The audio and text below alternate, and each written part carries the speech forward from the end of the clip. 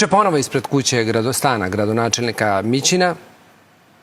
Kakve posledice mogu imati ovakvi performansi, ako ih uopšte možemo zvati tako?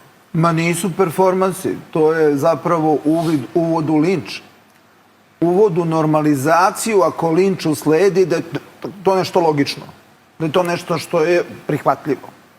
Prema tome, ja bih takvim postupcima pridavao mnogo veći značaj i mnogo veću kaznenu odgovornost i ne vidim ni jedan razlog zašto policija ne bi odmah, zavodeći javni red i mir, legitimisala sve njih i prosleđivala ih sudiji za prekršaje. Ne mora da čeka u tim situacijama policija, ni na kakvog tužioca sama može da podnosi prekršajne prijave, pa da vidimo.